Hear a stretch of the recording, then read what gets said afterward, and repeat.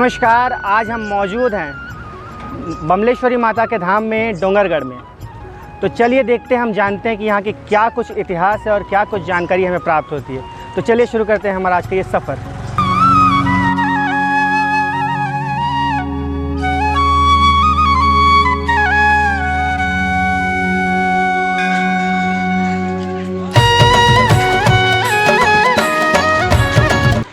आज हम मौजूद हैं जिला राजनांदगांव के डोंगरगढ़ ग्राम में। यह ग्राम प्रसिद्ध है माता बमलेश्वरी के दरबार के कारण।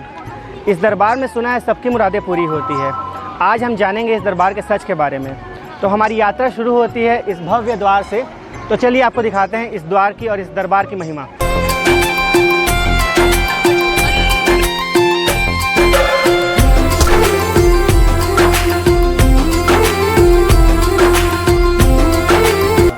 माँ बमलेश्वरी धाम की ओर पहुँचने से पहले हमें मिले संकट मोचन हनुमान जी का दरबार, जहाँ से हम अपने माथा टेक कर इस यात्रा को शुरू करेंगे।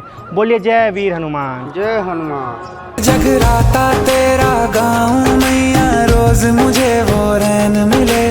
तेरे चरण ही मेरी शरण है और कहीं ना चैन मिले। माँ बमलेश्वरी छत्तीसगढ़ के डोंगरगढ़ में खूबसूरत हरी भरी वादियों और झील के किनारे में विराजमान है।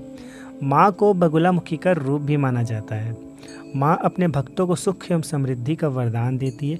नवरात्र के दिनों में डोंगरगढ़ में भक्तों का एक मेला सही देखने को मिलता है।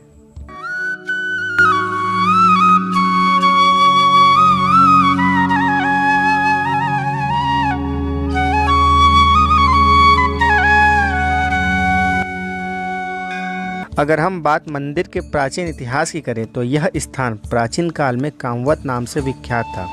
यहाँ के राजा कामसेन बड़े ही प्रतापी और कला के प्रेमी थे।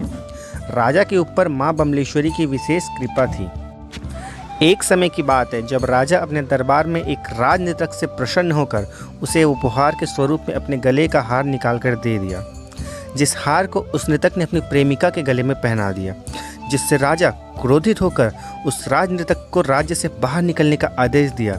जिसके बाद वह नृतक बाहर जाकर उज्जैन के राजा विक्रमादित्य की शरण में आया और राजा विक्रमादित्य की शरण में जाकर उसने उनका दिल जीत लिया। राजा विक्रमादित्य ने उससे उपहार मांगने की बात कही। तब उस नृतक ने उपहार स्वरूप अपनी प्रेमिका प्रेम गंधला को राजा कामसेन से मुक्त कराने की बात कही।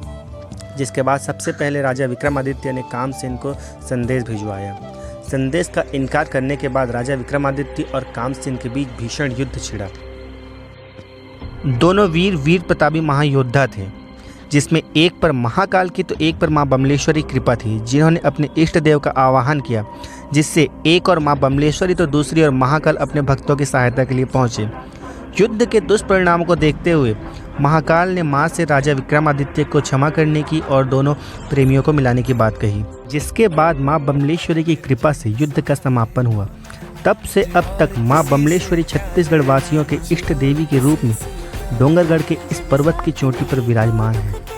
यह पर्वत न जाने ऐसे कितने इतिहासों को अपने गर्भ में समेटे हुए इस स्थान पर विराजमान है।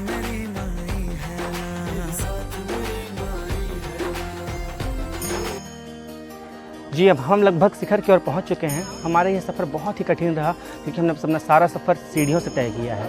बस अब कुछ ही देर बाद हम मंदिर के शिखर पर पहुंचेंगे और माता के हमें दिव्य दर्शन होंगे।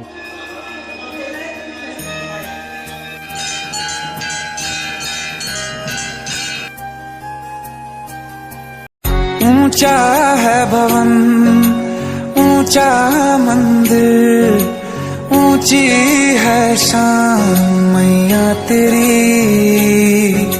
चरणों में झुके बादल भी तेरे। तो हमने डोंगरगढ़ के अद्भुत मंदिरों का दर्शन किया। इसी के साथ हमारा आज का कार्यक्रम समाप्त होता है। हमारे साथ बने रहने के लिए आपका बहुत बहुत धन्यवाद। हम जल्द लौटेंगे एक और ऐसे रोचक तथ्य को लेकर। ज़िंदगी हमने गुमनाम जी ली, मगर हमें मौत शोहरत की चाहिए। धन्यवाद हमारे साथ बने रहने के लिए। जय हिंद।